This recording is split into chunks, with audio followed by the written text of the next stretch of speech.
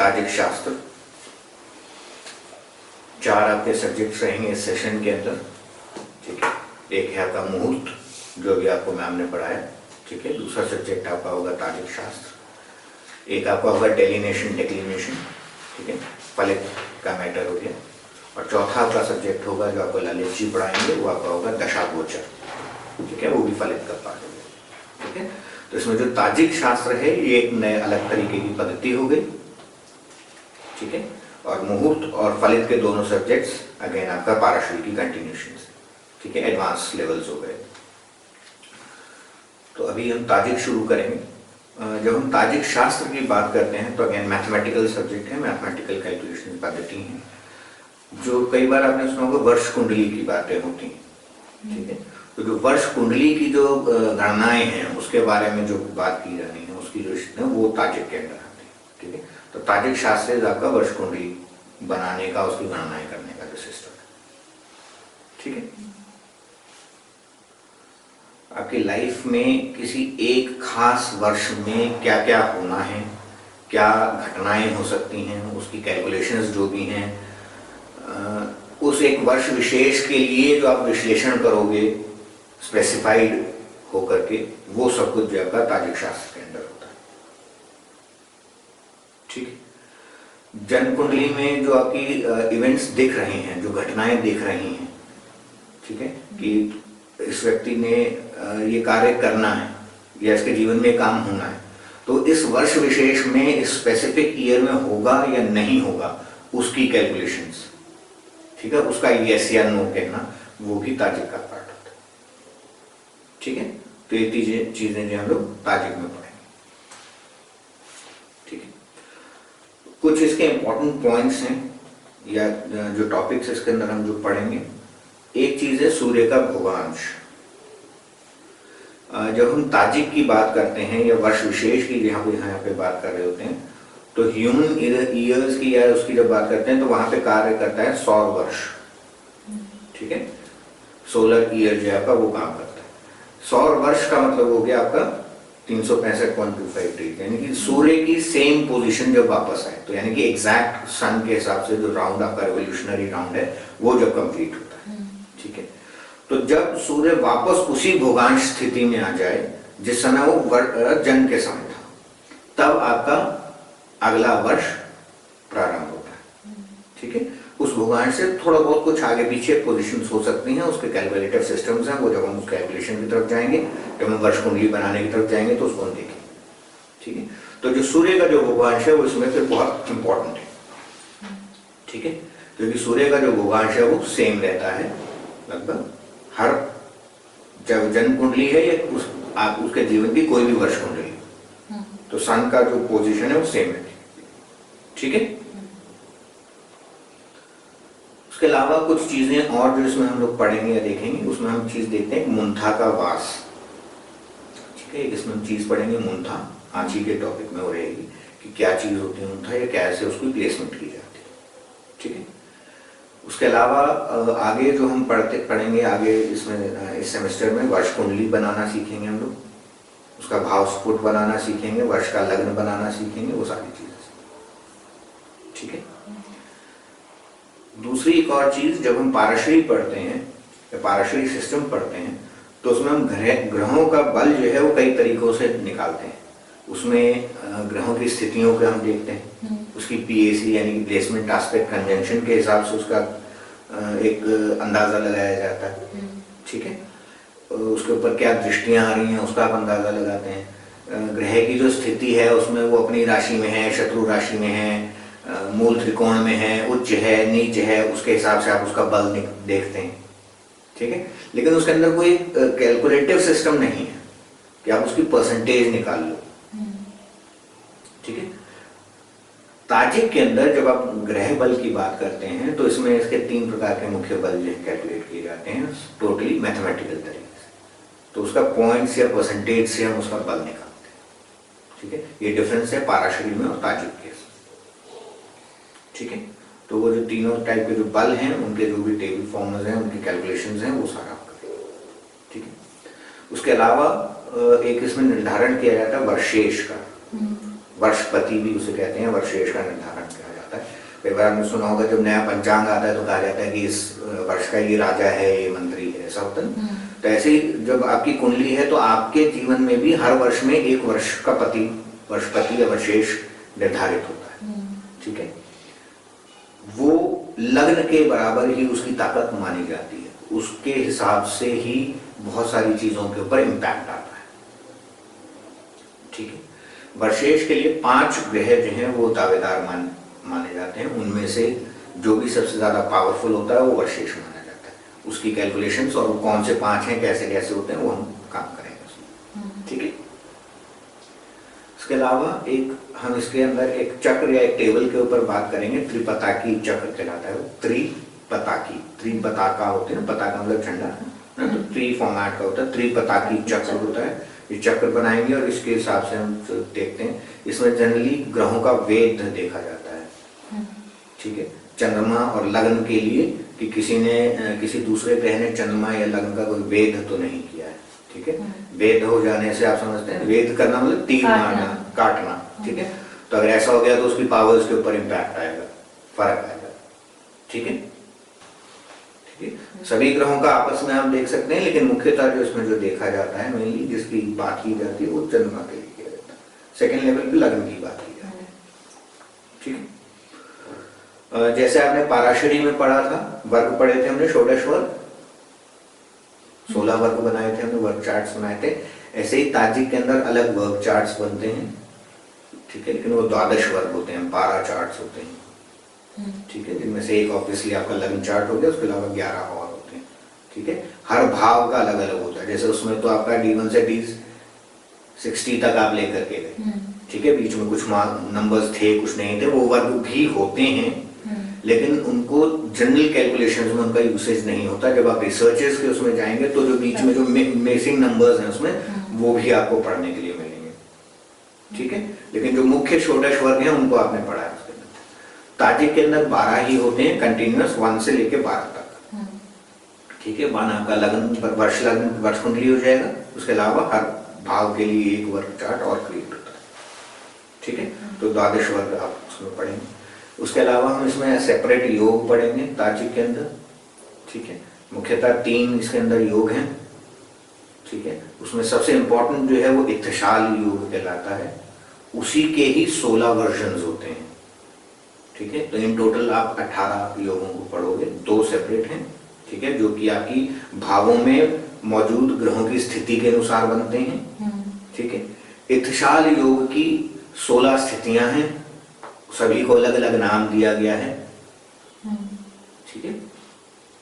तो ये टोटल आप इनको पढ़ते हो। इसमें 16 स्थितियां हैं। हाँ, इत्थशाल की 16 स्थितियां हैं, सभी को अलग अलग नाम देते हैं। इसी को मिला के वैसे तो 3 है, इसकी 16 हो गई, 2 और। हाँ, 2 तो आपकी पोजिशनल है, ठीक है। तीसरा जो मुख्य योग होता है इत्थशाल होता है, उसी की 16 स्थितियां होती हैं। जनरली आपको जब सोने को लिए आप मिले होंगे तो आपको यही कहा जाता है कि ताजिक के अंदर 16 योग होते हैं, ठीक है, क्योंकि उसकी 2 या 3 स्थितियों को उसी में ही मिक्स मान लिया गया है, उसे इत्थशाल ही कहा गया, उनको सेपरेट नेम नहीं दिया गया। तो वो अगर आप नामों के हिसाब से जाओगे तो 16 नाम है, ठीक है। स्थितियों की अगर आप बात करोगे तो 18 स्थितियां उसके अंदर, ठीक है। उसी तरीके से अलग इसमें 3 प्रकार की दशाएं होती हैं, जैसे अभी आपने विंशोत्तरी दशा पढ़ी है, ठीक है। तो उसी तरीके से ताजिक के अंदर भी दशाएं होती हैं, इसमें 3 दशाएं होती हैं, मुद्दा दशा, ठीक है, योगिनी दशा, ठीक है, विंशोत्तरी दशा। ये आपको 3 दशाएं भी इसमें आपको पढ़ने के लिए मिलेगी, तो उनके बारे में बात करेंगे। हम लोग सहम की गणनाएं करेंगे ताजिक के अंदर। सहम क्या चीज है वो बता देता हूँ। जब हम टाइमिंग की बात करते हैं, जब हम पाराशरी पढ़ रहे थे तो हमने सुना बताया था कि जब आप दशा गोचर पढ़ेंगे, जैसे इस सेमेस्टर में आप दशा गोचर पढ़ोगे, ठीक है, तो दशा गोचर से आप टाइमिंग को सेट करते हो कि वो घटनाएं इस समय घटित होंगी या नहीं होंगी, ठीक है।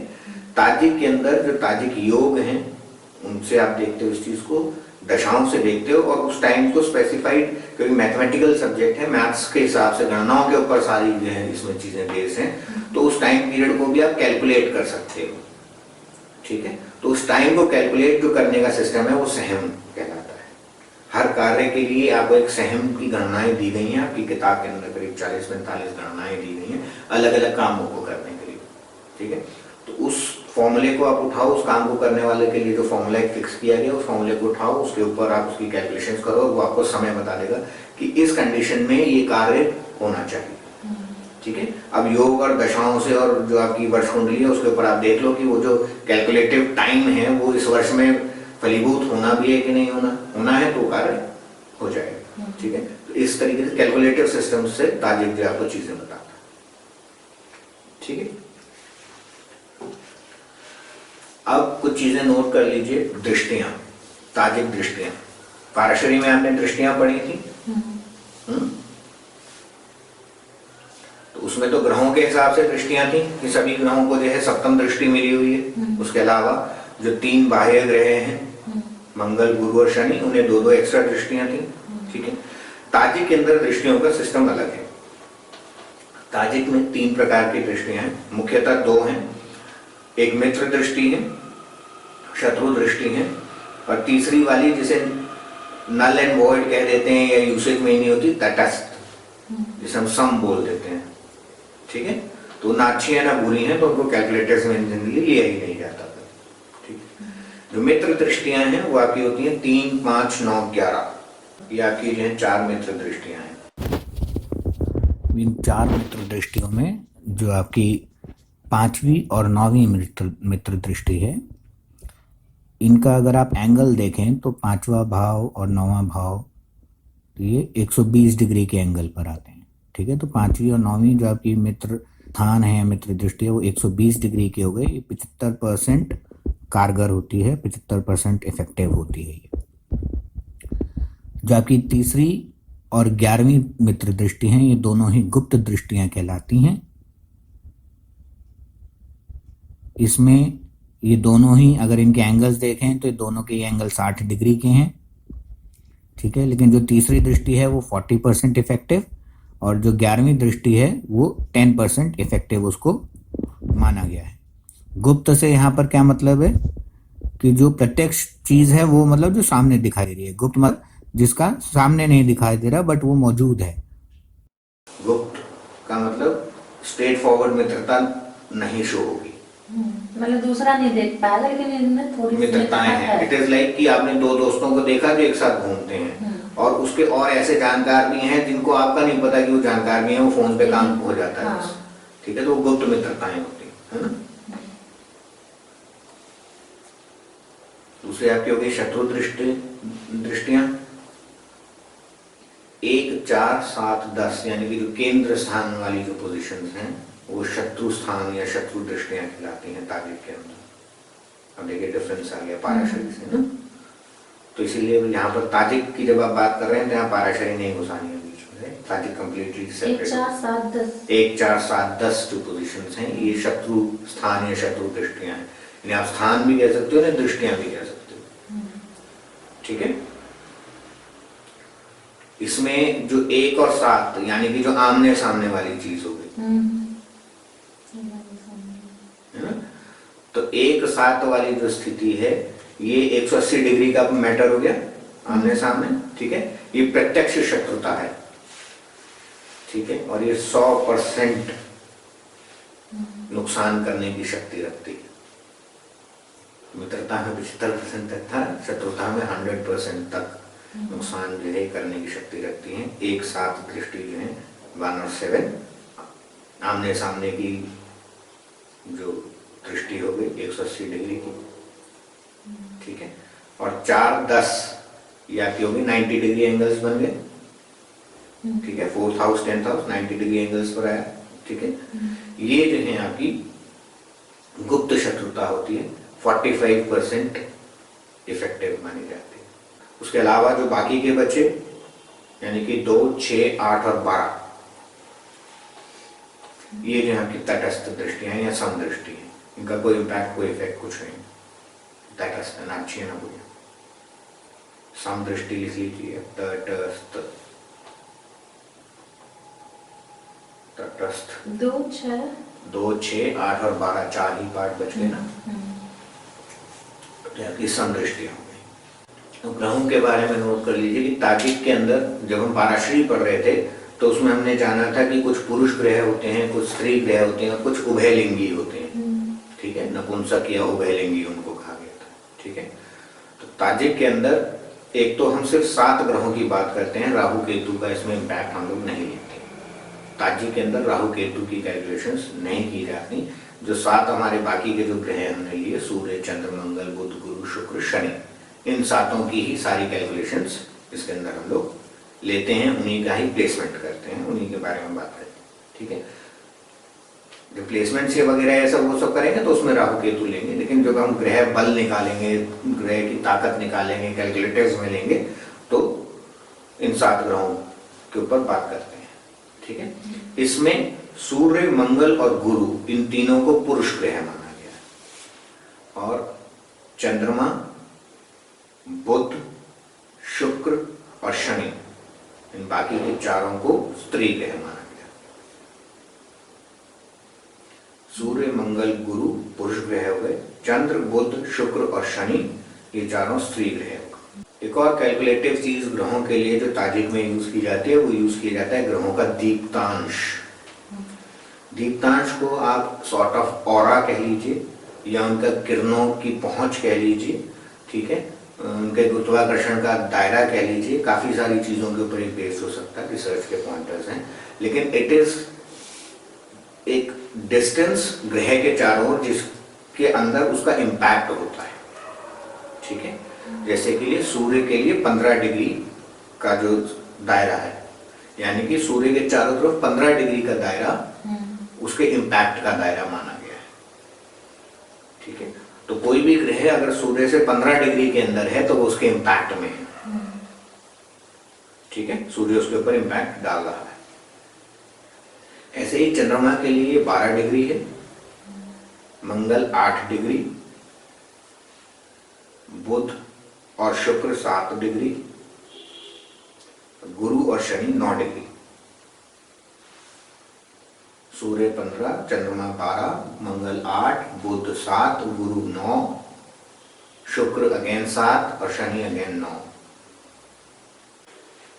इसको कैलकुलेशंस जब किया जाता है कि दोनों क्या एक दूसरे के ऊपर इम्पैक्ट डाल रहे होंगे कि नहीं, तो उसमें एवरेज माना जाता है। ठीक है, यानी कि जब आप जैसे मंगल और से आपको बुध और गुरु के लिए कैलकुलेशन में लेना है तो बुध कितना है 7, गुरु कितना 9, इनका एवरेज क्या आएगा 8। तो अगर ये दोनों 8 या उससे कम डिग्री एक दूसरे से दूर हैं तो एक दूसरे के ऊपर इम्पैक्ट डालेंगे। परफेक्ट इम्पैक्ट तो 7 डिग्रीज के पास स्टार्ट होगा क्योंकि बुध 7 पे है ना। तो जब 7 डिग्रीज हो जाएंगे तो गुरु का इम्पैक्ट भी उसके ऊपर होगा, बुध का उसके ऊपर परफेक्ट इम्पैक्ट हो रहा होगा, लेकिन जो एवरेज पॉइंटर होता है इनका उससे इम्पैक्ट जो स्टार्ट मान लिया जाता है, उससे इनका कंबाइन मान लिया जाता है कि यानी कि अगर 8 डिग्री बुध और गुरु एक दूसरे से दूर हैं, उससे कम रह गए हैं, तो इन दोनों का कॉम्बिनेशन बन गया है। ठीक है, तो हम ये कॉम्बिनेशन के लिए इसको यूज करते हैं। जब हम योग पढ़ेंगे तो उसमें दीप्तांश की हमें जरूरत पड़ेगी।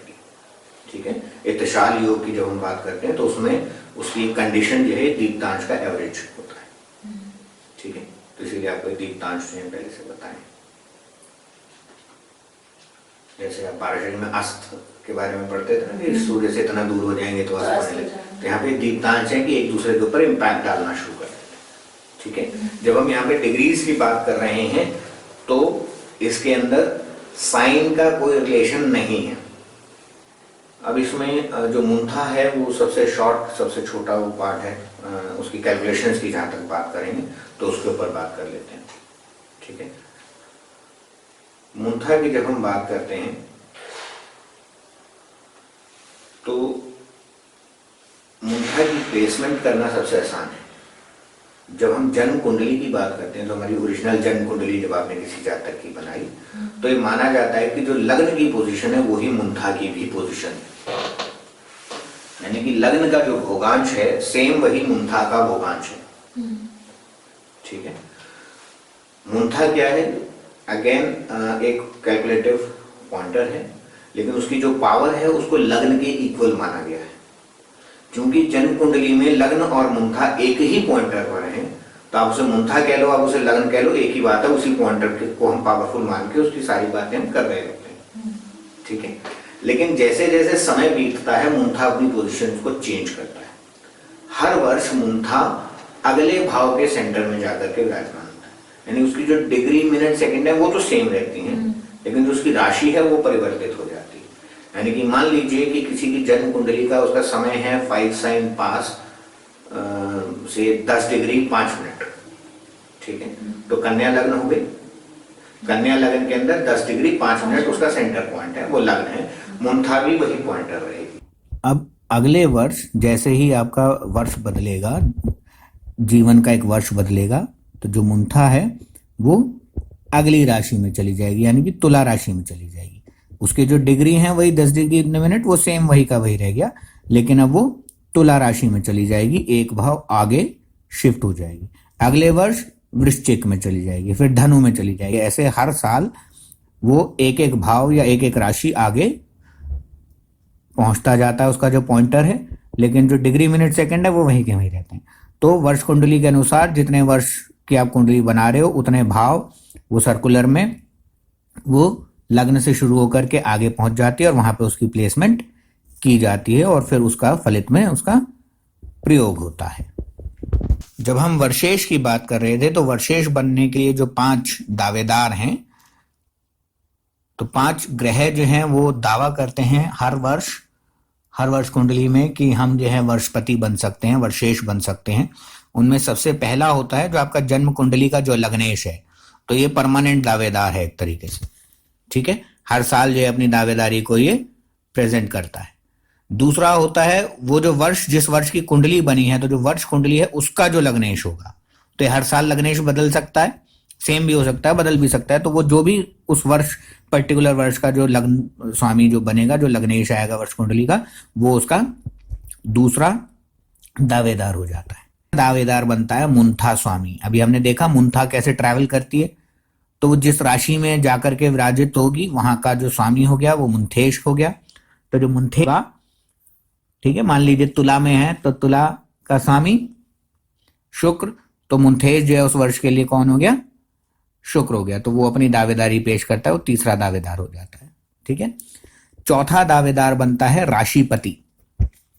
राशिपति कैसे देखते हैं कि वर्ष प्रवेश का जो समय है, जो हम अभी आगे देखेंगे, उसको कैलकुलेट करने के लिए वर्ष कुंडली कैसे निकालते हैं, तो उसका हम प्रवेश का समय निकालेंगे, ठीक है, कि अगले साल जो उसका जो जन्म समय है या जो वर्ष कुंडली का जो टाइमिंग जो हमने निकालेंगे, तो उस समय जब हम वर्ष कुंडली जो बनाएंगे तो उसका अगर वो दिन का टाइम है, अगर वो प्रवेश का समय अगर दिन टाइम का है तो सूर्य का डिस्पोजिटर जो होगा, और अगर प्रवेश समय रात का है तो चंद्रमा का डिस्पोजिटर। डिस्पोजिटर मतलब जहां चंद्रमा बैठा है उस राशि का स्वामी, वो उसका डिस्पोजिटर होता है। P1 में भी आप लोगों को बताया था। तो दिन के प्रवेश समय में सूर्य का डिस्पोजिटर, रात्रि के प्रवेश समय में चंद्रमा का डिस्पोजिटर जो भी ग्रह बनेगा वो चौथा दावेदार बनता है वर्षेश होने का। 5वें दावेदारी आती है त्रिराशिपति द्वारा। ये त्रिराशिपति क्या है, तो आपकी किताब में जो है एक चार्ट जो है इसमें दिया गया हुआ है। इस चार्ट को यूज करके आप जो है इसमें देख सकते हैं कि कौन जो है त्रिराशिपति बनता है, किस समय किस तरीके से वो बनता है। पेज नंबर 5 में त्रिराशिपति चक्र जो है इसमें दिया गया है। इसमें आपको ये जो चैप्टर है वर्षेश का, उसमें भी इसको दिया गया होगा। त्रिराशिपति निकलता कैसे है, जो आपका जो लग्न है उस लग्न का जो नैसर्गिक स्वामी है, ठीक है।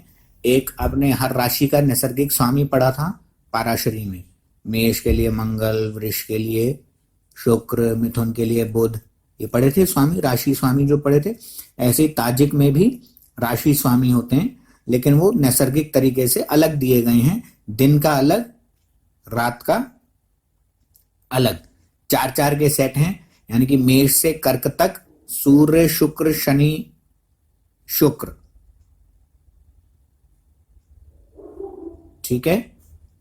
और रात्रि के लिए बृहस्पति, चंद्र, बुध, मंगल, ये आपके दिन और रात के हो गए। उसके बाद सिंह से वृश्चिक तक के सेट में उल्टे हो जाएंगे, यानी दिन वाले रात में रहेंगे, रात वाले दिन में। तो बृहस्पति चंद्र बुध मंगल दिन में हो जाएंगे इनके लिए, और रात्रि वाले हो गए इनके लिए सूर्य शुक्र शनि शुक्र। ठीक है। तीसरा जो सेट है धनु से मीन तक, इसमें दिन और रात के जो स्वामी हैं वो सेम हैं। शनि मंगल बृहस्पति चंद्र दिन में भी यही हैं, रात्रि में भी यही हैं। तो ये जो है इनके नैसर्गिक स्वामी हैं। तो जो लग्न है उसका जो नैसर्गिक स्वामी होगा, दिन के समय प्रवेश समय या रात्रि प्रवेश समय के हिसाब से जो भी उसका नैसर्गिक स्वामी बनेगा वो त्रिराशिपति कहलाता है, और वो 5वां दावेदार इसमें बनता है। इसके क्या नियम है, किस तरीके से इसको किया जाता है, ये आगे चल करके हम इस सेमेस्टर में इसको पढ़ेंगे। दृष्टियां होती हैं। जब हम ताजिक की दृष्टि की बात करते हैं तो वो स्थान के अनुसार या उसकी दूरी के अनुसार उसकी दृष्टि है। और इसमें ठीक है। इसमें ग्रह विशेष की दृष्टि का या भाव की दृष्टि का कोई मतलब नहीं है। कौन किससे कितनी दूरी पर है उससे संबंध है। ठीक है। उस दूरी के अनुसार जो है वो मित्रता या शत्रुता या वो उसकी दृष्टियां या उसकी कंडीशन है। सभी 3, 5, 9, 11वीं दृष्टि पे मतलब कि इतनी दूरी पे मित्र होंगे। हाँ। या सभी जो है ये जो केंद्रस्थ जो स्थान है स्थितियां उसका हैं, शत्रु हाँ वो शत्रु होंगे, क्योंकि भले ही वो मित्र नैसर्गिक वो मित्र नैसर्गिक होते हुए मित्रता एक अलग चीज हो गई। यहाँ पे हम बात कर रहे हैं, देखिए ताजिक क्या आपको बात कर रहा है वर्ष कुंडली के लिए। इस वर्तमान या जो भविष्य में जो वर्ष आ रहा है उसकी बात हो रही है सर, एक शॉर्ट पीरियड की बात हो रही है। तो तात्कालिक मैटर है यहाँ पर, हम पूरी लाइफ की बड़ी पिक्चर की बात नहीं कर रहे हैं यहाँ पे। ठीक है। बड़ी पिक्चर में इम्पैक्ट है कि भाई इसमें पीला रंग भी है, इसके अंदर तो येलो शेड्स भी हैं, इसके अंदर ब्लू शेड्स भी हैं। हम बात कर रहे हैं उस स्पेसिफाइड एरिया की, इस 1 इंच बाई 1 इंच में क्या है। तो वहां पे हम बात करते हैं उसको, जब आप उसको बड़ा करते हो तो आप उसके अंदर डॉट्स देखते हो कि इस एरिया में कितने कलर्स हैं, बस उसकी बात करनी है। ठीक है। तो जैसे हमने पाराशरी में हमने पढ़ा था कि एक नैसर्गिक आपकी जो मैत्री है, एक तात्कालिक है। तो वर्ष जो ताजिक है तात्कालिक स्थितियों के हिसाब से बात, इस समय या नियर फ्यूचर यानी कि जस्ट विद इन 1 ईयर क्या सिचुएशंस बननी है उसकी बात होगी। ठीक है। ग्रहों का आपस में नैसर्गिक शत्रुता मित्रता वो फलित में यहां भी काम करेगी, लेकिन अभी उसकी तात्कालिक स्थिति बिल्कुल इस विशेष 1 साल के लिए क्या है उसको हम ताजिक के अंदर जांचते हैं। उसको ऑब्वियसली आप कोरिलेट तो करोगे ही करोगे। अगर जन्म कुंडली में किसी चीज का अगर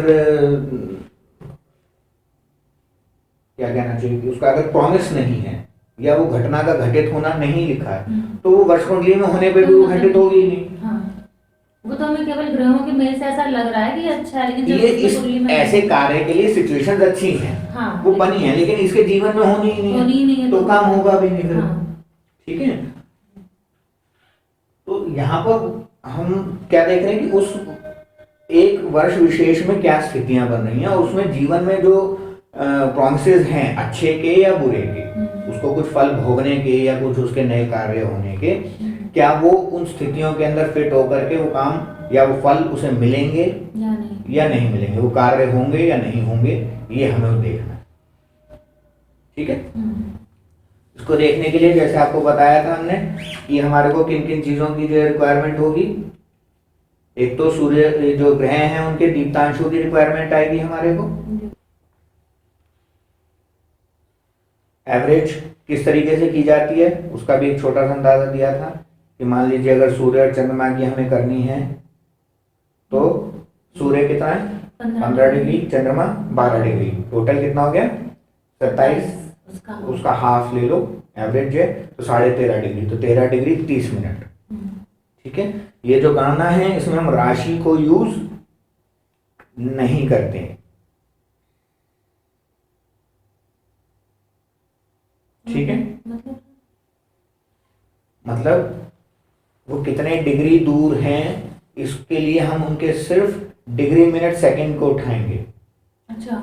राशि की वजह से नहीं, यानी कि कोई अगर मेष में है या मान लीजिए अगर कोई वृष में 10 डिग्री का है तो 40 डिग्री नहीं कहेंगे उसे, क्योंकि मेष के 30 हो गए और 10 डिग्री वृष के हो गए। हम यहाँ सिर्फ 10 डिग्री की बात करेंगे। हाँ। और दूसरा एक ग्रह जो है वो 20 डिग्री पे है, तो 20 डिग्री पे किस राशि में, उससे हमें कोई संबंध नहीं है यहाँ पर जब हम दीप्तांशों की बात कर रहे हैं। तो यानी कि उन दोनों के बीच का डिफरेंस 10 डिग्री का है। मान लीजिए सूर्य जो है वो किसी भी राशि में 10 डिग्री पे है, चंद्रमा किसी भी राशि में 20 डिग्री पे है, ठीक है। तो राशियों को छोड़ दीजिए, तो डिग्री के अनुसार उनका डिफरेंस 10 डिग्री है। एवरेज उनका कितना होना चाहिए, मिनिमम 13.5 डिग्री, जो अभी हमने देखा। तो यानी कि उनका दीप्तांश मैच हो रहा है, वो विद इन दी एवरेज है। सर ये दीप्तांश जो है हम तभी लेंगे ना जब एक ही राशि में या एक राशि के आगे पीछे हो। कहीं भी हूं, मैंने क्या कहा, कुंडली में राशि को तो कहीं छोड़ भी- ही दीजिए। कुंडली में कहीं तो भी- जब कुंडली में वो कहीं भी है तो आगे पीछे राशि का क्या मतलब नहीं, हुआ? जब वर्ष कुंडली में आ रहे हो वर्ष कुंडली की बात कर रहे हैं। तो यहाँ पर जो दीप्तांशों के लिए जो उसके जो भुगांश आप उठाओगे वो वर्ष कुंडली वाले उठाओगे, जन्म कुंडली वाले नहीं उठा रहे आप इसमें। जब हम वर्ष कुंडली बनाएंगे इसकी, तो वर्ष कुंडली में सूर्य को कहीं आप विराजित करेंगे आज की कंडीशन के हिसाब से, चंद्रमा को कहीं विराजित करेंगे, तो आज जहां भी वो बैठे हों, किसी भी राशि में बैठे हों, किसी भी भाग में बैठे हों, सिर्फ उनके डिग्री मिनट सेकंड को उठाना है, ठीक है। और उसके हिसाब से चेक करना है कि क्या उन दोनों के जो भुवांश हैं उनमें इतना डिफरेंस या इससे जो एवरेज है उससे कम डिफरेंस है या नहीं है, ये हमारे को देखना, ठीक है। एक और चीज जो हमारे को देखनी है वो है दिन संख्या। ताजिक की जब हम बात कर रहे होते हैं तो रविवार को पहला दिन मानते हुए हम दिन संख्या देते हैं।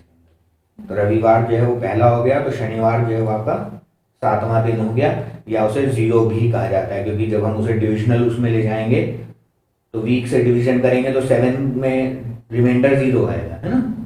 तो वीक कैलकुलेशन में अगर 1 रिमाइंडर आ रहा है तो मतलब संडे हो गया, संडे। और 7 आता नहीं है 0 आएगा तो वो शनि हो जाएगा, शनि। ठीक है। तो 7 या 0 शनि हो जाएगा। सर लेकिन जब तिथि जब वार की कैलकुलेशन कर रहे थे वहां पे अलग है। फिर अभी हम यहाँ ताजिक के लिए बात कर रहे हैं, अभी पाराशरी को थोड़ा सा साइड रखना है ताजिक पढ़ने के लिए, ठीक है। जब आप ताजिक के फलित की तरफ आएंगे तब इसको हम यूज करेंगे, ठीक है। तब उसमें पाराशरी का जो नैसर्गिक वैल्यूज हैं उनको इंक्लूड करें। सर इसमें आपने दिन के लिए क्या बताया, 1 रविवार पहला दिन या एक शेष आने पे रविवार हो गया, ठीक है। तो 7th जो है वो आपका शनिवार हो जाएगा। सेकंड क्या हो गया आपका, सोमवार हो गया। दूसरा 7 या 0 शेष आने पे शनिवार हो जाएगा। 7 शेष कभी होता ही नहीं है, है ना। हाँ, काउंट अप में 7 हो जाएगा, हाँ। शेष के लिए 0 0 हो जाएगा। एक और क्या चीज मैं आपको बताई थी कि आपको पास क्या होना चाहिए, इसमें सूर्य के भुगांश होने जरूरी हैं। तो जन्म की जो डिटेल्स हैं उसके साथ साथ सूर्य का उसका भुगांश होना आपके पास जरूरी है, ठीक है। अगर पूरी D1 नहीं भी है तो ये सूर्य भुगांश जरूर पता होना चाहिए आपको जन्म का, ठीक है। क्योंकि सेम उसी सूर्य भुगांश पर आपका वर्ष प्रवेश होना है, ठीक है। इसके अलावा एक चीज है जिसको हम कहते हैं ध्रुवांक। ध्रुवांक क्या चीज है, तो अगर आप सौर्य के हिसाब से भी जा रहे हो तो एटलीस्ट सूरज के हिसाब से चलो तो वर्ष प्रवेश वाली डेट लोगे। चंद्रमा के हिसाब से चल रहे हो तो तिथि वाली वो जो स्थिति है कि उस दिन कौन सा मास था, क्या पक्ष था, क्या तिथि थी, उससे चलोगे। या सौर्य चंद्र वर्ष अगर लोगे तो जो मिक्सअप होता है उससे चल सकते हो, ठीक है। जो इंग्लिश डेट्स हैं this is a completely different thing, ये तो कंप्लीटली एवरेज्ड आउट सिस्टम है, एक ग्रेगोरियन कैलेंडर है, ठीक है। हमारे इंडिया में इसका अलग एक यूसेज है, लेकिन वैसे इसकी कैलकुलेशन में इसको हम बहुत ज़्यादा यूसेज में नहीं लिया है, ठीक है। कुछ खास चीज़ों में यस, क्योंकि इंडिया के वैदिक उसमें ऐसा नहीं था कि इस चीज़ को हम लेते ही नहीं थे। लोगों के लिए या दुनिया के लिए जो इजीएस्ट उनको लगा या जो उनके सिस्टम्स पे फिट बैठा उसको उन्होंने उठा लिया, बाकियों को छोड़ दिया, ठीक है। लेकिन यहाँ पर जब कैलकुलेशंस होती थी, जब चीज़ें होती थी, तो हर एक के बारे में बात की जाती थी कि इसके अनुसार ये है, इसके अनुसार ये है, इसके अनुसार ये है। आज भी हम नॉर्थ इंडिया में हैं, हम बेशक अपने विक्रम संवत को मानते हैं, लेकिन ऐसा नहीं है कि हमारी किताबों में शक संवत की जानकारी नहीं लिखी गई। शक संवत साउथ इंडिया में ज़्यादा चलता है, क्योंकि वहाँ के भू क्षेत्र के हिसाब से और वहाँ की उस कैलकुलेटिव्स के हिसाब से। सर इसमें ठीक है। जो ताजिक में जो कुंडली बनती है, इसका मतलब सूर्य हमेशा एक ही राशि में रहेगा। राशि तो सेम ही रहेगी, भोगांश में माइन्यूट थोड़ा बहुत डिफरेंस अलाउड है। अगर आप वैदिक कैलकुलेशंस की बात करोगे तो एग्जैक्ट उस पे आता था। अभी अगेन मैंने कहा बहुत सारे सब्जेक्ट्स, मैक्सिमम सब्जेक्ट्स के अंदर आप कहीं ना कहीं एक लेवल पे जाकर के हम ही बोलेंगे कि इससे आगे अभी रिसर्च का पॉइंट है।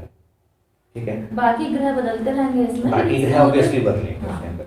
क्यों? क्योंकि जब हम वर्ष कुंडली बनाते हैं तो उसमें हम लोग एक तो सूर्य भोगांश लिया, दूसरी चीज जो मैंने आपको बताई हमने क्या ले रहे हैं, ध्रुवांक। ध्रुवांक के लिए क्या है कि आपके इसमें आपकी जो बुक है इसमें पेज नंबर जो 7 और पेज नंबर 8 के ऊपर आपको टेबल बने दिए गए हैं। ये टेबल हैं, इनमें जो फिगर लिखी हुई है इसको हम बोलते हैं ध्रुवांक।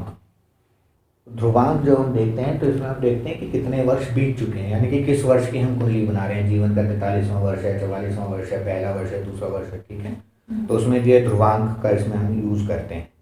उसके लिए आपको जो है टेबल दिया गया है टेक्स्ट बुक में, आपके जो है 1 से 10 वर्ष बीतने के लिए कंटिन्यूटी है, उसके बाद 10-10 वर्ष की एवरेज है। आपकी क्लासिकल बुक के अंदर कंप्लीटली 1 से 120 तक का सेपरेट एक पूरा चार्ट है, हाँ, ताजिक नीलकंठी के अंदर मौजूद है। ठीक है, तो आप उसको यूज कर सकते हो एग्जैक्ट के लिए, नहीं तो यहाँ पर एवरेज के तरीके से यूज कर सकते हो, इस चार्ट को यूज कर। सर आपने क्लासिकल में शायद ये भी दी थी ना, ताजिक नीलकंठी आप लोगों को कही गई थी, जिन्होंने भी ली होगी ये हमें मंगा दीजिए। मंगा दो। तो ये जो चार्ट्स हैं इनसे हम ध्रुवांक लेते हैं। ध्रुवांक जो है वो सूर्य की जो डिफरेंस आया है उसकी वापसी की स्थिति में, उसके लिए जो है ये यूज किया जाता है। हर बीतते वर्ष के बाद इसमें कुछ फर्क आता है तो ये रेडी रेगुलर से आप इसको उठाते हैं। ठीक है, इसका जो है प्रयोग होगा। उसके अलावा हमारे को इसमें चाहिए जन्म की तिथि चाहिए। ठीक है, जन्म की जो डेट है, तिथि नहीं कहना चाहिए मुझे, डेट बोलना चाहिए। तो जो बर्थ डेट है वो हमें जरूरत है, और कौन सा दिन है, जो अभी हमने दिन संख्या देखी तो बर्थडे को कौन सा दिन था, वीक डे कौन सा था, सोमवार था, रविवार था, मंगलवार था, वो वाला दिन की रिक्वायरमेंट होती है वर्ष कुंडली बनाने के लिए। सूर्य भोगांश जब उसमें आया, सूर्य भोगांश से मतलब नहीं है। जब आप वर्ष कुंडली बनाते हो, जनरली जब आप जन्म कुंडली बनाते हो तो आप किसी से क्या पूछते हो, डेट टाइम प्लेस पूछ लेते हो। वो डेट का जो वीक डे है वो जरूरत पड़ती है आपको वर्ष कुंडली बनाने के लिए। ठीक है, वो कैसे निकाला जाता है, वो वार के फॉर्मेट से आप निकाल भी सकते हो। आप आजकल कंप्यूटर्स पे, लैपटॉप्स पे, मोबाइल्स पे सब कुछ मिल जाता है। ठीक है, कि उस डेट पे जाके आप उसका वीक डे देख लो। ठीक है, नहीं तो कंप्यूटराइज जब कुंडली बनाते हो तो उसमें होता है, हाथ की कुंडली में भी लिखा जाता था कि ये वार है। ठीक है, तो उस वार की रिक्वायरमेंट आपको आएगी वर्ष कुंडली बनाते हो, जन्मवार की। ठीक है, तो जन्म की डेट और जन्मवार आपको चाहिए। सूर्य का जन्म कुंडली का जो सूर्य भोगांश है वो चाहिए, और ध्रुवांक की रिक्वायरमेंट है, कितने वर्ष बीत चुके हैं उसके हिसाब से उसका ध्रुवांक चाहिए आपको। ठीक है,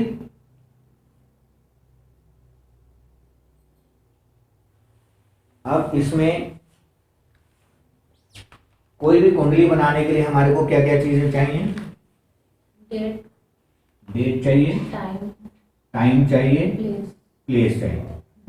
जब आप वर्ष कुंडली बनाते हो तो जो प्लेस है उसको सेम रखा जाता है जो आपके जन्म के समय। ठीक है, तो जन्म स्थान है वही आपका प्लेस हमेशा आपकी हर वर्ष कुंडली के लिए रहेगा। ठीक है, डेट और टाइम ये अब हम निकालना देखेंगे। हर वर्ष कुंडली के लिए डेट और टाइम आपको निकालना होता है। वो निकालने के लिए हमें क्या क्या चीजें चाहिए वो आपको बता दिया। सूर्य भोगांश चाहिए, ठीक है, बर्थ की ओरिजिनल डेट और उस दिन का वीक डे है, जन्म का जो वार है वो चाहिए, और किस वर्ष की हम कुंडली बनाना चाहते हैं, कौन सी वार्षिक कुंडली हम बना रहे हैं उसके अनुसार ध्रुवांक चाहिए। ठीक है, तो सबसे पहले हमें देखना है कि पूर्ण वर्ष हो कितने गए, कितने ईयर्स बीत चुके हैं, कौन से साल की हम कुंडली बनाना चाह रहे हैं। तो जितने वर्ष बीत गए हैं, जितने पूर्ण वर्ष बीत गए हैं उन्हें हम बोलते हैं गताब्द वर्ष। ठीक है, तो डेट के हिसाब से आप उसके गताब्द वर्ष को निकाल सकते हो। ठीक है, मान लीजिए कोई भी अगर हम कुंडली लें, मान लीजिए 3 फरवरी 2010 की एक हम कुंडली उठाएं। उस दिन वार था बुधवार।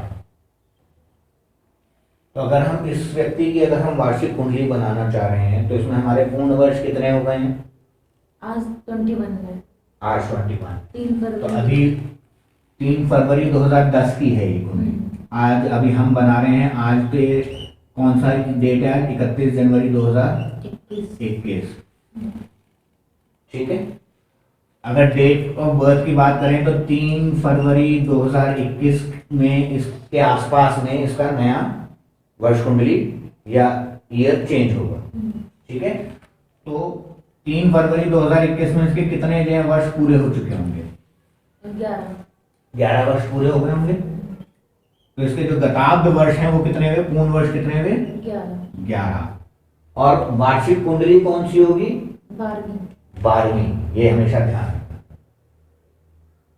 है ना, क्योंकि जब इसके गताब्द वर्ष 0 थे तो उसकी पहली वार्षिक कुंडली थी जो हमने जन्म कुंडली भी हो जाती है, क्योंकि वही पूरे जीवन के लिए भी कार्य करती है और पहले वर्ष के लिए भी वही कार्य करती है।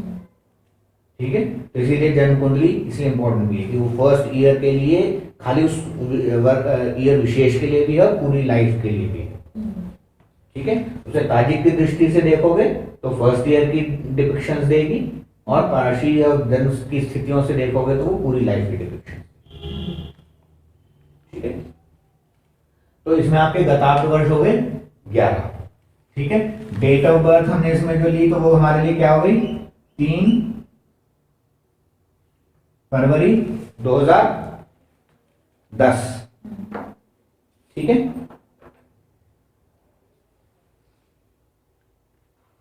और जो वार है, जो दिन संख्या है, वो उसमें क्या हुई? वार क्या था हमारा? बुधवार। तो बुधवार क्या है इसमें हमारे लिए? बुधवार के लिए कौन सा काउंट आएगा? 3। क्यों? तो 4 आएगा। संडे, हाँ, संडे 1 है, मंडे 2, ट्यूसडे 3, वेडनेसडे बुधवार 4। तो हमारी वार संख्या यहाँ पे 4। तो हमें गताब्द वर्ष मिल गए, हमारी डेट हमारे पास क्लियर है और हमारे पास वार संख्या जो है हमारी वो आ गई। ठीक है। अब हम इसमें जो हमारी जो पूर्ण वर्ष हैं, जो गताब्द वर्ष हैं, उसका हम ध्रुवांक देखेंगे। तो टेबल से आप ध्रुवांक देख सकते हो। तो 11वें वर्ष का ध्रुवांक हमारे को इसमें देखना है। 2 तरीके हैं, या तो आपकी जो क्लासिकल में आपको दिया गया है उससे ले सकते हो आप 11वें वर्ष का। ठीक है। और नहीं तो जो आपकी टेक्स्ट बुक है वहां से उठा सकते हो। अब यहाँ पे 10 ईयर का तो आपको दिया हुआ है, 11th ईयर का कैसे लोगे? 20 और 10 का एवरेज निकाल के उसका 1/10 ले लेना है। अब लेकिन सर ये तो घट बढ़ रहा है। हाँ, कोई बात नहीं, उससे क्या फर्क पड़ता है? अगर घट रहा है तो माइनस है, बढ़ रहा है तो प्लस है। ठीक है ना। लेकिन कितना उसका घटता हुआ या बढ़ता हुआ कितना पार्ट लेना है वो आपका उसकी एवरेज से। तो ठीक है। उससे जो आप ले सकते हो। आपकी ताजिक नीलकंठी के अंदर इसमें आपको 108 वर्षों के लिए जो है इसमें आपको कंटिन्यूस में वो दिया गया है। ठीक है ना। एवरेज से आप निकालना चाहो तो एवरेज से निकाल। देखिए 10 और 20 में घटता हुआ क्रम है। ठीक है। यानी कि माइनस होगा। तो जब हम 10 से 20 के लिए आएंगे तो माइनस को हमें चेक करना है। अगर आप 10 से 20 की तरफ आओगे तो माइनस में चलते हुए, अगर 20 से 10 जा रहे हो तो प्लस चलते हुए जाना है। ये ध्यान रखना है आपको, है ना। तो बड़े से छोटे को ले लें, आसान हो जाएगा माइनस करने में, वो सब करने में, है ना। तो 10 से 20 का वो ले लो। तो 10 से 20 में कितना आपका है? इसमें ऊपर डे, आवर और मिनट में आपको दिया हुआ है। तो कितना है? 5 डे 13 आवर्स और 31.5 31.6। ठीक है। इसमें से हमने 20 वाला हमने माइनस कर दिया। 4 डे 3 आवर्स 3.2 मिनट्स। ठीक है। इसे माइनस कर लीजिए, जो डिफरेंस आया कितना आया आपका? Sir 1 hour 10 minute 28.4। ठीक है। 1 डे, आवर नहीं है इसमें, आवर बाद में, पहले डे है फिर आवर है फिर मिनट है। जी सर। ठीक है, ध्यान रखना है यूनिट्स का, हमेशा ध्यान रखना है। यहाँ पे आप आवर मिनट सेकंड में काम नहीं कर रहे हैं, यहाँ पे आप डे से स्टार्ट ले रहे डे हैं। Our minute. हाँ, मिनट में जो पॉइंट्स हैं उसको आप सेकंड में ले जाना चाहो ले जा सकते हो, या पॉइंट्स में रखना है तो पॉइंट्स में रखो, है ना। 31.6 है, 3.2 है, यानी कि 3 मिनट और कुछ सेकंड्स हैं उसके अंदर, है ना। 0.2 का मतलब कितना हो गया, 5वां हिस्सा, कितने सेकंड्स हो गए, 12। राइट। तो ये 3 मिनट 12 सेकंड ले सकते हो चाहे तो, या 3.2 में ऐसे कैसे काम करना चाहो ऐसे कर सकते हो। ठीक है, अब हमारे को कितना चाहिए, 11वें साल का चाहिए, तो 1 वर्ष का डिफरेंस चाहिए ना हमें, तो इसका 10th पार्ट लेना है आपको, एवरेज आपको इसको कितना करना है, 10th पार्ट। 10th। तो ये एक दिन है तो 24 घंटे हुए, तो 24 घंटे का तो मतलब 2.4 आवर्स यहाँ से आया, 4 आवर। 10 से आया 1 आवर, ठीक है, और 28.4 का कितने हो गया, 2.84, जी 2.84। ठीक है। तो 3.4 आवर्स, 0 डेज, 3.4 आवर्स और 2.84, ठीक है। अभी 3.4 आवर्स को भी जो है मिनट्स में लेगा, उसका जो 0.4 है, तो 0.4 का मतलब 60 का 0.4, 24 मिनट हो गए, तो ये 3.4 आवर और ये 2.84 मिनट्स मिनट्स हैं। हैं। तो इसको भी आपको इसमें से भी दो जगह तो डेसिमल नहीं रख सकते ना, हाँ, जी। तो इसका जो 0.4 है इसको इधर लेकर के जाओगे, तो 0.4 मतलब कितने मिनट हुए, 0.4 आवर है ना, 12 मिनट। 0.4 हाँ सर। एक आवर में 60 मिनट्स हैं, हाँ, तो 0.4 में 16 into 0.4 24 मिनट हो हाँ, गए। 24 मिनट। यहाँ पे 24 मिनट इसे ऐड कर दो, तो आपका हो गया 0 डेज, 3 आवर्स और 26.84 मिनट्स, ठीक है। अब इसको आपको इसमें माइनस करना है, ध्रुवांक में 10 में 10th वाले में। ठीक है। तो एवरेजिंग से भी जा सकते हो, बेस्ट होता है कि आप उससे अगर ताजी नीलकंठी का टेबल ले लें तो वो ज़्यादा बेटर है, क्योंकि इसमें हर ईयर में कहीं घट रहा है कहीं बढ़ रहा है। एवरेजिंग वाले में कहीं ना कहीं आपके उसमें एरर्स आएंगे, ठीक है, क्योंकि इसमें फ्लक्चुएशन बहुत होती हैं। बेटर है कि आप क्लासिकल वाले टेबल को उठाओ, ठीक है, नहीं तो एवरेजिंग वाले तरीके से आप इस तरीके से जा सकते हो। तो अब एवरेजिंग के उससे जा रहे हो तो ये जो 10th डे वाला जो है 11th के लिए 10th ईयर वाले में से माइनस कर दो, ठीक है ना। तो 5, 13, 31.6 में से 0, 3, 26.84 को आपने माइनस कर दिया, ठीक है। तो ये आपका आया 5, 10 और ये आपका है 4.84 को 0.04 को हटा दो, ठीक है। तो ये आपका ध्रुवांक, ठीक है। बाकी मैं आप लोगों के साथ जो है वो शेयर कर दूंगा स्क्रीन के ऊपर ही, जो क्लासिकल वाला जो टेबल है उसको यूज करना ज़्यादा बेटर, ठीक है। तो जब ध्रुवांक आपके पास आ गया उसको अब हमने यूज कर लेना है, ठीक है। और ये कुंडली कौन सी बनेगी, ये हमारी कुंडली बनेगी 12वीं कुंडली, ठीक है। जब हम जन्म कुंडलियां यूज कर रहे थे तो उसमें हम लोग वर्ड यूज करते थे डी, आपको ध्यान है डिविजनल चार्ट 1, तो D1, D2, D3 ऐसे यूज कराते थे उसमें।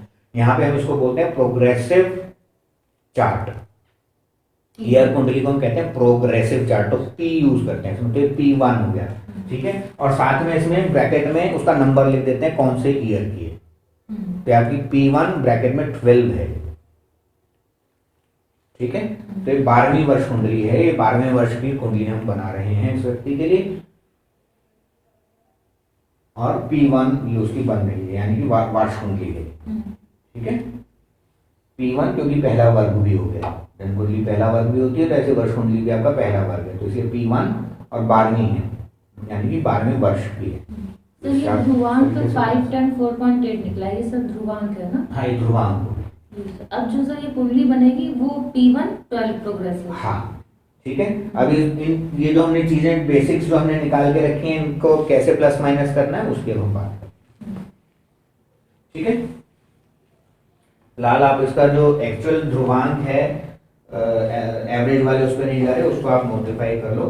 11 ईयर्स के लिए होता है 6 days 19 आवर्स 41 मिनट्स। अब देखिए बहुत बड़ा फर्क आ गया ना, जी सर। तो इसीलिए हाँ, इसीलिए बेटर होता है कि आप जो क्लासिकल वाला टेबल है उसको आप यूज करें,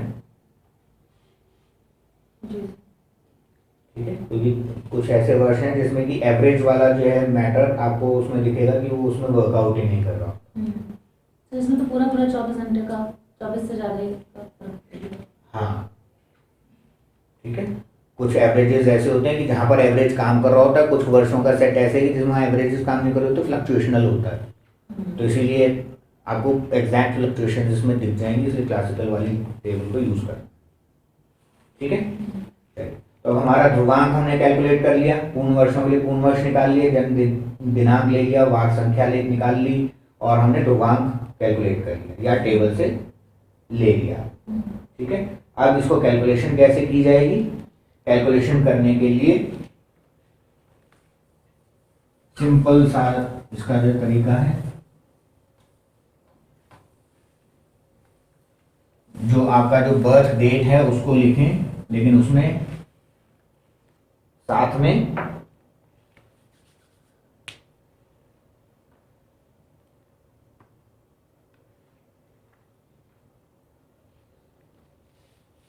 जो आपका जो बर्थ टाइम है उसको लेना है इसके अंदर। अब आपको जो आपने बर्थ डेट थी उससे आपने वार निकाल लिया, वार को भी चेक कर लिया। ठीक है, बता वर्ष उसके हिसाब से आपने ले लिए। ठीक है, अब हमारे को यहाँ पे जरूरत होगी बर्थ टाइम की। ठीक है, तो जो बर्थ का जो भी टाइम आपने लिया है, जो भी आपकी कुंडली में है, उसको हमें लिखना है, लेकिन उसके वार के साथ।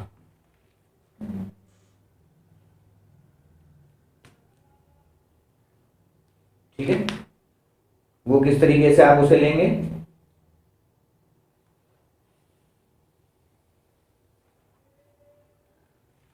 यहाँ जो पर एक्चुअल वार था वो वाला वार के साथ। हाँ, जो आपका जो जन्म का जो वार था। ठीक है, जैसे कि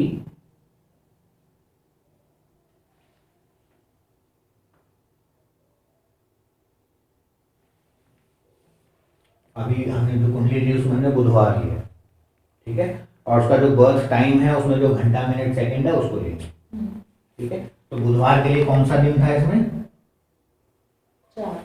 4, और उसके आगे जो बर्थ टाइम है उसको लिख दीजिए। ठीक है, मान लीजिए अभी जो ले रहे, मान लीजिए ये जो है 10:20 की कुंडली है सुबह की, तो इसमें हमारे क्या जाएगा? डेज में 4, आवर्स में 10, मिनट्स में 20, सेकंड्स में 0। ठीक है, इसमें हम ऐड करेंगे हमारा ध्रुवांक। तो अगर हम 12th ईयर के लिए हम देख रहे थे, यानी कि 11th पूर्ण ईयर के लिए, तो उसके लिए मैंने आपको जो क्लासिकल टेबल से बताया वो आपको क्या बताया? 6 days 19 minutes, sorry 6 days 19 hours और 41 मिनट। ठीक है, ये इसके नीचे लिख लीजिए और इसको ऐड कर लीजिए। डेज के नीचे डेज, आवर्स के नीचे आवर्स, मिनट्स के नीचे मिनट्स, सेकंड के नीचे सेकंड, है ना?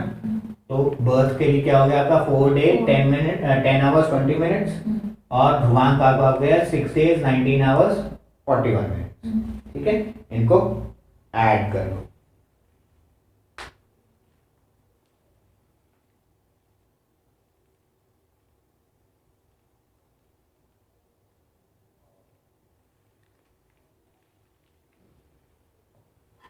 आप लोगों को एक कुंडली की जो डिटेल्स मैं दे दूंगा साथ में, और एक कुंडली भी बना करके उसको स्क्रीन शेयर कर दूंगा आप लोगों को।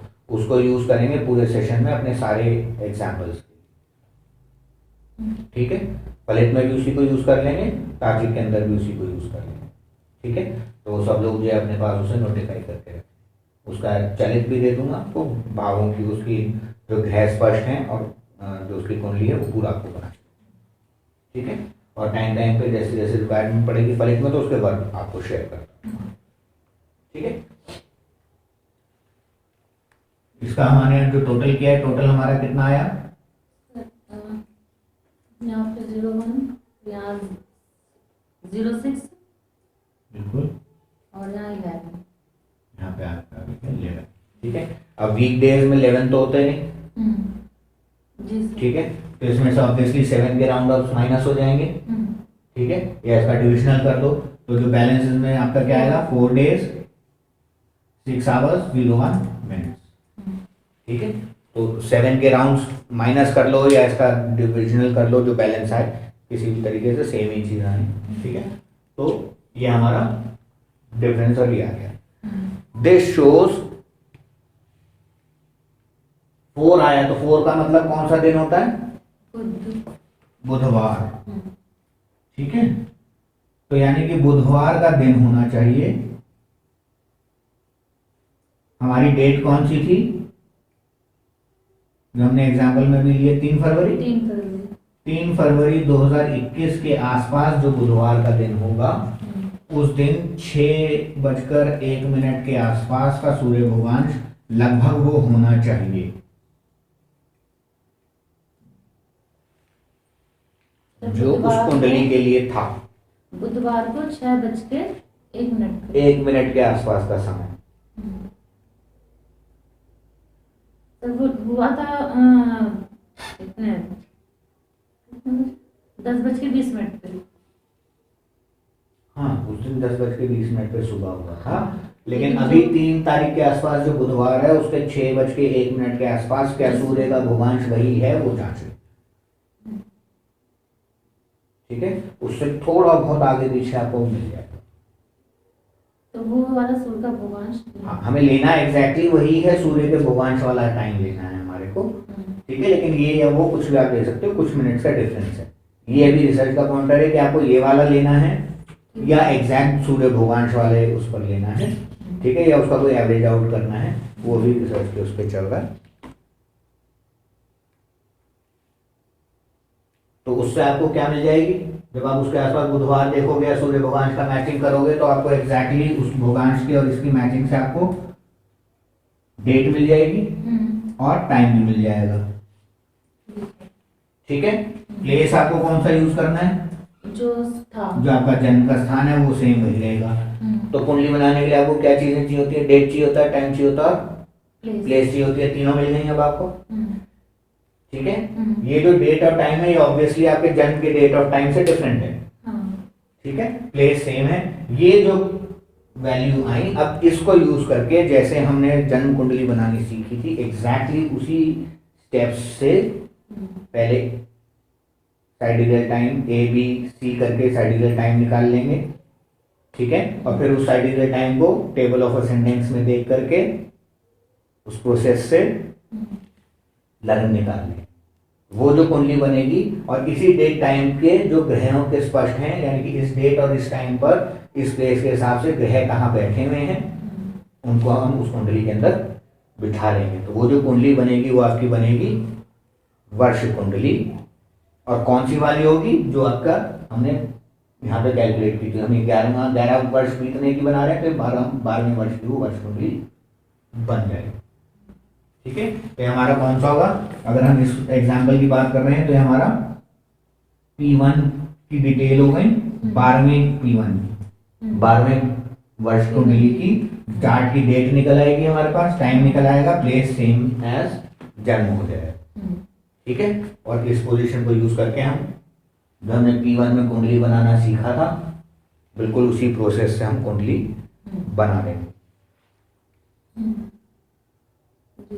ठीक है। साइडिकल टाइम सब कैलकुलेट करके, बिल्कुल साइडिकल टाइम निकालने के लिए पहले स्टेप A, स्टेप B, है ना, फिर उसकी पोजीशन के हिसाब से A + B या A - B करके C निकलता है, जो कि आपका साइडिकल टाइम हो गया।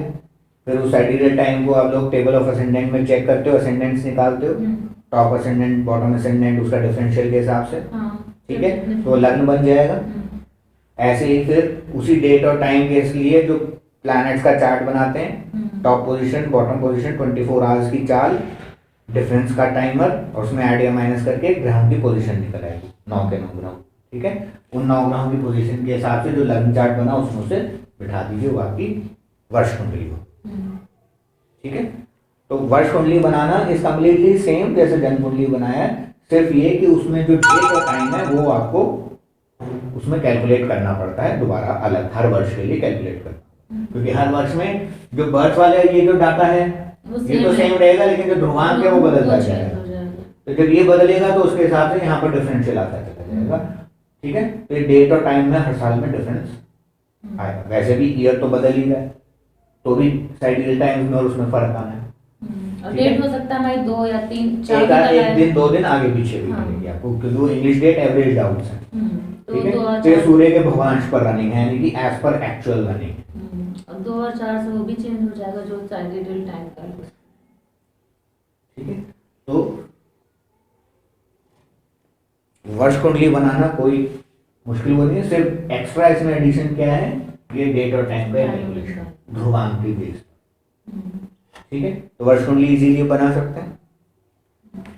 ठीक है, ये एग्जाम्पल कुंडली है उसको शेयर कर देंगे, उसकी जो जन्म वाली जो डिटेल्स है उससे शेयर कर देंगे, वर्ष कुंडली आप लोग बना लें। ठीक है,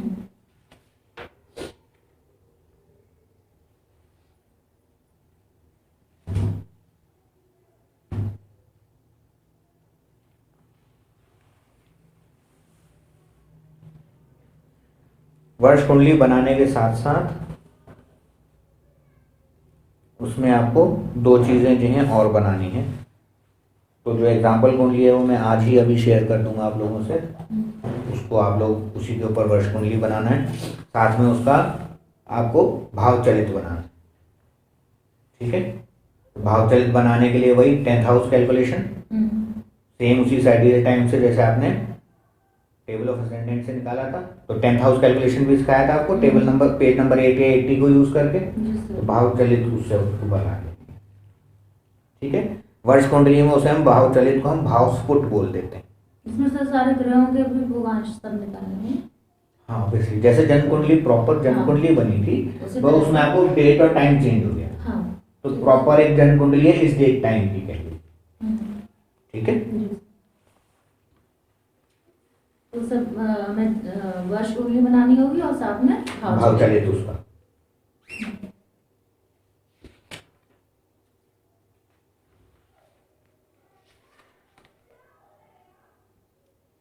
ठीक है, इस चीज को अगर आप बना लेते हैं तो नेक्स्ट जो सेशन है उससे हम लोग ग्रहों के बल आदि निकालना